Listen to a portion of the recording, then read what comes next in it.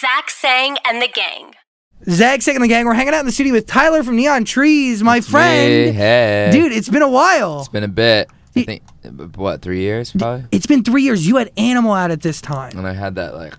Yes, and it was like really shaved. It was a cool look. It's very extreme. Is this extreme? I don't know. It's it's classy. This is awesome. It's extreme. This is classy extreme. Yeah, I like that. What inspired this look today? Because essentially for everybody listening on the radio, you were wearing this awesome like a lime green jacket with a sick blue shirt. I wanted to be a comic book supervillain.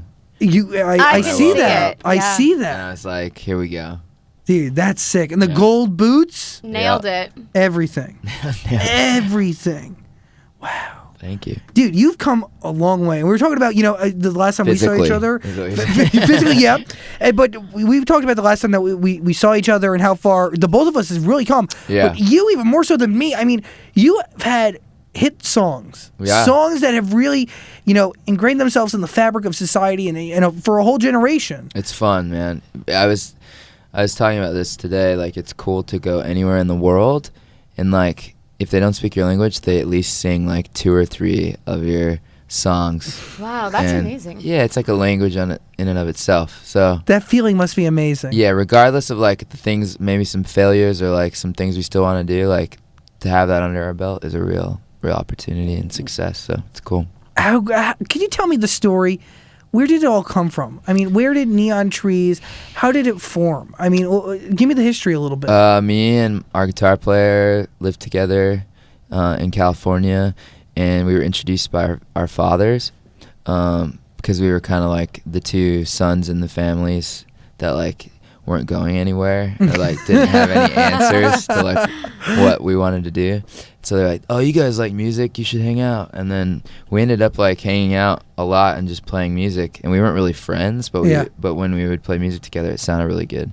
So he moved to Utah to go to school, and I decided to follow him to Utah. Just to go. To leave California, where you'd think, bands That's would where be. it should be, really. Yeah, and so we discovered this really cool college scene in like 2005, and there were bands. There was an all ages venue. There was a lot going on in Provo, Utah, and and we like started to build a fan base, and then we got some national recognition, and then one thing led to another. We were opening for the Killers. We got signed by Iron Def Jam, and Unbelievable. 2009, and made our first record, and now it's like 4 years later. And Animal is a song that you can still hear on the air, on the radio, everywhere, whether it's top 40 or alternative. And I still tell everyone to shut up Yeah. when it's on too, and so I can listen to it. It's true. I mean, it never gets old. doesn't. I play Everybody Talks all the Thank you. time. I'm sure that you ask some people and it probably gets old. but it can't. I mean, come on. It's a new experience every time, really. It is fun, man. It is fun. Did you ever think that you were going to get into this and create hit songs? No, because I didn't know what hits were. Like, I mean, to a degree I did, but it wasn't the thing I was chasing. It was more just like, let's get to tour, Yeah. That was always a dream. So when the success came quickly, like on the radio and stuff, that was a real, like, thing we always played catch up with. We were like, it's getting bigger than we're even, like, ready for. I mean, it was in commercials, movies, TV shows, literally everywhere. I mean, did you go into those 2 songs? I mean, just Animal and Everybody Talks are the 2 prominent ones coming to my head because those are the ones I play all the time. Did you go into those 2 songs and say to yourself, I'm going to go into this, I'm going to create a hit. I'm going to create a song that you'll hear every hour on the radio. I'm going to create a song that is so relatable to people's lives that it's going to be in movies and TV shows. It's going to transcend. Oh, no, we didn't go in writing like that, but we knew there was a catchy quality, so we were like, let's put this as the first single. But no, we had no idea. We liked bands that like put out records and like built a career over time. Yeah. Which I feel like we kind of do too, though. Like we're doing too. Like, we're not a household name by any means. Like but I think a lot of people know the songs, but I think they're still getting to know us. So it's kind of like the pressure, as far as that's concerned, isn't as wound tight because we're able to grow still. I'm able to like know that the mistake I made with my hair on the first go can be changed. I can brighten things up. Because you really can use it to your benefit, right? I mean, you can can. go and you can, because maybe they might not know Neon Trees, but they know your songs. Yeah, and by now people know I'm Tyler, so that's cool. Yeah. And people, but they're still getting to know the band and what we're all about. And I feel like scared for some of those bands that get like that success and then the crazy year, and then what's left, you know, in like a year or two. To us, like, it's been a nice steady climb, and we're continuing to grow. It's cool. How do you continue that climb, though? Just stay grounded, find new ways to enjoy life. Like, I got really unhappy for a minute, and ended up going to see a therapist and getting mentally happy again. And then we wrote this new record, and so it's called Pop Psychology, and it's really inspired by like the color that I found in life again, and really like I think that reflects in the clothes we're wearing, and the photos and the artwork. So the songs too are really like our high energy, happy songs that people come to love about our band. You know, there's a lot of people. I know a lot of friends. A lot of my friends are in the industry. They do a lot of that kind of stuff. And, you know, a lot of them go through what you just kind of explained. You know, they had all this success and they lost essentially the color in life. You know what I mean? Totally. There was a second where they kind of, you know, gave up a little bit. I did. What was it that brought you back? It was talking to somebody. I'll be honest. Like, and I know it's kind of like a weird subject to talk about mental health because people are like, oh, that's dark, or oh, you know, I don't know if people believe so much about it, but there is like there's a real need to talk about it, I think. Yeah. And maybe if it wasn't so desperate for me, at that time it felt really desperate. You know, I think there are probably people out there worse off or sicker than I was, but I just wasn't happy, and I didn't want to turn to things that were unhealthy, and I thought that the happiness came from the band, and it wasn't fulfilling me completely. So it was like I needed to get happy within myself and like discover, you know, what I'm doing and who I am, and you know, privately before I took it to the stage again. Of course. So that's why you guys kind of went on a little bit. I mean, did the creativity and the shows kind of stop for a little bit then? Yeah, I called it off. Yeah. I had actually written a letter that I didn't want to do it anymore. Really? And then my mom kind of took me in. Since I was like crying, I was kind of a basket case one night. It wasn't good. It's kind of ugly. And I'm an ugly crier. Everyone is. So it was a little desperate and dark for a second, but you know, I have really great friends. I have a really great band that like believe in me and support me, and they stood by you. Stood by me. We're all.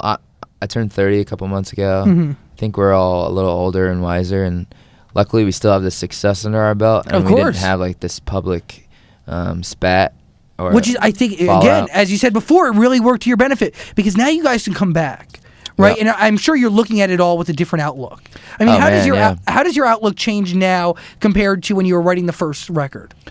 Oh, it's this. There's a real self-confidence to it, but it's like the confidence that's really good that I think everyone that's doing something that they're passionate about should have. Yeah. It's not a thing that's chauvinistic really. It's just like we're really confident with what we're doing now, and we know how to really like sell what we're good at. I don't mean sell in like a product form. I just mean like, you know, we're out there and we're really like, I feel like we're running on all cylinders right now. And you know, the other thing I found, and even in my life, right, even what you're going through when you need to talk to somebody, you know, a lot of those emotions, they come from pure passion. Yeah. You know, it comes from passion for your art form and what you're doing. You know what I mean? You go through these waves and you go through these times in your life, and, you know, one of the links between the two is passion. You know, it goes back to what you love to do, and you care so much about it that it really takes over, and you don't let anything stand in the way. Did you find that? Dude, totally.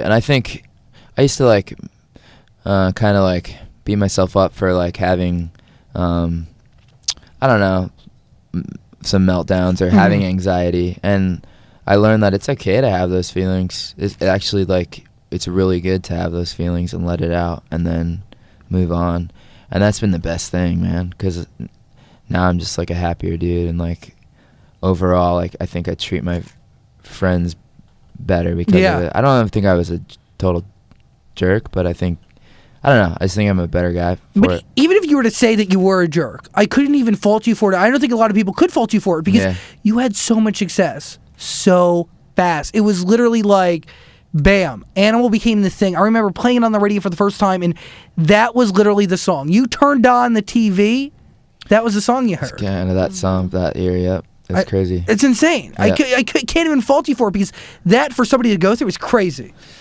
It's a little crazy. I think, too, I don't know. we still always have felt like we're the. Have you ever seen that movie Pretty in Pink? Yes. I haven't seen it. Are you kidding me? It's No. a classic. Is oh it my good? God, it's Yeah. great. Tell me. You know how like Andy has to like choose, is she's gonna choose the rich guy or she's gonna choose Ducky? Uh-huh. We've always felt like Ducky, like we look really good, but we're never gonna end up with the girl at the I end. kind of get this. Oh, but Ducky is so great. Ducky's great. Neon Trees are great. Yeah. Okay, But we're so not you the guys most are famous Ducky. band in the world. We don't get all the accolades, but I think we're cool and stylish, and I think people will generally like us for a long time. And I think that's our hopes, that we have a career that is lengthy and full of songs that people will love, down the road. And maybe it's not like the thing that takes over, every year, but But they're a song that will literally live on forever. I hope so. I have a feeling they'll be playing Animal and Neon. Everybody Talks for a long, I hope long so. time. Well, the new one, Sleeping with a Friend, I don't know if you've heard it yet. No, I haven't heard it yet, so tell Yeah. me about it. Well, we just put it out last week, and the reaction's been really cool from the fans. It's a true story, probably a cautionary tale. I don't know how many people will admit that they've slept with one of their friends before. I wish I have. Everyone, I'll admit that. You will? You'll Yeah, I'll admit it? admit it. Go ahead. For the story's sake. I'll admit that. For the story's sake, or have you? Well, yeah, I have. Totally has. Yeah, I don't know. It's kind of the sex song I know how to write too, because I don't really identify with those like club Yeah, S&M songs. They're fun to listen to or like dance to in the moment. but that's I really don't it. know. They're not really relatable. Yeah. No. Yeah. So my song, I wrote it with like the intent of like, there's a real danger and risk involved when you decide to cross that line. But it's also about kind of the reckless abandon of like hooking up with somebody maybe that you shouldn't. Yeah. See, can I be honest with you? I'm going through the same thing right now. All right? Okay, I'll tell you the story. No, you're not. No, I'll tell you the story. She's calling you a bluff. Please. I'll tell you. I've been best friends with this girl for 13 years. Oh, Okay? I'm in love with the girl. I'm like madly in love with her. cool. But it goes back to, having sex with a friend or hooking up with a friend and moving forward with a friend, and I don't know what to do. Yeah? One side of me is like, she's a great friend, she's an incredible friend. Other side's like, I'm in love with her. I need to move forward on this. You know what I mean? I need to move Does forward. she know that? Yes, she does. She does? Zach didn't tell her, though. Heather told her. Yeah, but she didn't really tell her. You jokingly told her. She probably didn't believe me. Yeah, you know what I mean? I think it's one of those things where she doesn't want to really believe it. So it's like, half of me is like, I want to move forward physically, emotionally, and, and make everything, legitimate. And then the other half of me is like, she's my friend. I'm going to keep it as a friend. I want you to listen to our new song And then. It make your fits. Does it decision? fit? It really fits, man. What happened with you? What was Let the it be your story? anthem. What was the story behind you writing that song? I don't want to kiss and tell. I don't think the person knows, honestly, Really? Yeah. Wait, that you... that it's written. Do you run that risk Soon enough. often, right? Because that person's going to hear it soon. Yeah, I mean, there's the risk when you write like real songs, but like, I don't care. The whole first record is about this girl I almost married, that I ended up not, and the second record is a lot about being lonely and specifically talks about people. I'm sure they know. I've never really gotten messages back, so but I think that's part of life, I think the best songs are written about those true things. I mean, you write Yeah. what you know. Well, I go through the same thing where, obviously not as artsy as the way you do it. I usually just call people out on the radio and I just don't mention their name. That's plenty artful, man. It's artful Cool. in my own way, I Yeah. guess. And it's just, I get it. And You name names. sometimes. intense. Sometimes. It Yeah. depends, but the difference between me and you is I get messages back or I get yelled at, and and that's why I'm sure the girl, she's a huge Neon Trees fan, so she'll definitely listen to this and she'll definitely know I'm talking good. about her. Okay. So it's gonna be real awkward. We should have a follow-up. Yeah, we Yeah. will, and I'll let you know how it goes because I really haven't told her yet. What would you do in that situation? Oh, dude. I don't know, man. I think, well, obviously, I didn't listen to my own advice, so Yeah. I would probably tell her, but that there's the risk of losing her as a friend. I don't know, man. Do It's hard. you guys want to do it? I want to do it. Yeah. I don't know. Well, There's You a gotta question. go big or go home. Yeah, I mean, you need. Two to tango, really. Yeah, you can't just like say I want to do it and then just go. And then Yeah. just me, because then if it's just me with her chilling there, then it's just weird. You know what I mean? It's also like runs the risk of like legal things. I could go to And jail. then there's moral problems involved. Yeah. Hopefully you have some sort of a moral compass. No. Maybe. Okay, No. I gotta define that actually. Can somebody get the definition on that for me? No, wow, it's a hard decision. It's been really something I've been tackling for the past like month or so. Yeah. And Happy it's- New Year. Yeah, right. I gotta tell her. I feel like I gotta tell her, but you gotta tell her in like a. What's her name? Her name's Rebecca. Rebecca. It's a nice name, right? Yeah. She's cute too. She's like really. I mean, She is cute. The more I She's a talk cute about girl. it, the more I'm gonna gush. I'm gonna start sweating. Oh my. He's gonna get all red. Like sweating, like not like a nasty way, but like sweating like a he likes her way. Yeah. You know what I mean? I like that. So sweating. If sweat could be, I think like sweat is sweat. Yeah. touche. I'll tackle it eventually. I'll let you know how it goes. Cool. Tell me more about the record. I want like. Is there pressure going into this compared, following up to the last two? No, because I think we purposely removed ourselves. Like I wasn't planning on writing music because I was, seeking, to get happy again. Mm-hmm. But my friend Tim, who helped me write Animal and Everybody Talks, Okay. him and I are just really close friends in general. But we love music and we love working on music together. And he was like, the label really wants you to work on a new record. If you're not going to tour again, there's probably not much left to do with the second album. And I was like, I don't want to write a new record. I'm not really in a frame of mind to. Mm-hmm. But he was like, if the label's paying, like, why don't we go like somewhere? So we went to Mexico. And, If the label's paying, then yeah. let's Might go. as well. and got a room, and we hung out on the beach for a couple days, and then we ended up writing some songs, and I really, felt like I was getting a zest, and it was cool, and we did a tour with Maroon 5, and then came back and did some more songs, and it started to form to a record, and we demoed it and recorded over the summer, and so there wasn't any pressure of like fans knowing we were up to something. Yeah, it was totally or, done like, under the radar. An announcement. Yeah, so we did it till we were ready and perfect, and then we kind of just put the single out last week and announced the record, and now it's like we're all stoked, we're all ready, we're all energized. Yeah. And can put it on full force. Now, seeing this baby hatch, really, because it's the first baby you've seen hatch in Yeah. a while now, the feeling that must go through your mind must be crazy. To see it come out and It's awesome, come man. together and be released.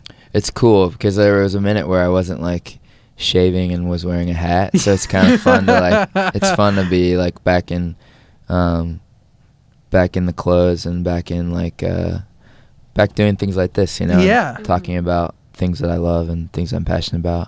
And yeah, and the song's been out, for a little bit, and we've performed it now on Jimmy Fallon and on Cool. Today's Show, and people are really getting into it, and it's just the beginning for the record and for us again. It's kind of a rebirth. It's cool. I'm so excited for you. Thanks, Dude, man. you are so incredibly talented. Oh, thank you. And it's really great to see, back at it again. I mean, that's all I can say, man. I'm so excited. I remember Cool. playing your song on the radio and it just being so happy every time it came on, and I still get happy every time I hear the 5-second intro and everybody talks and I get to play it again. And, yeah, I know it by heart. It's really great to have something new from you guys, and Thanks, man. I'm so excited to play it on the radio. Thanks, buddy. Dude, thank you so much for stopping by. Nice to see you guys. Yeah.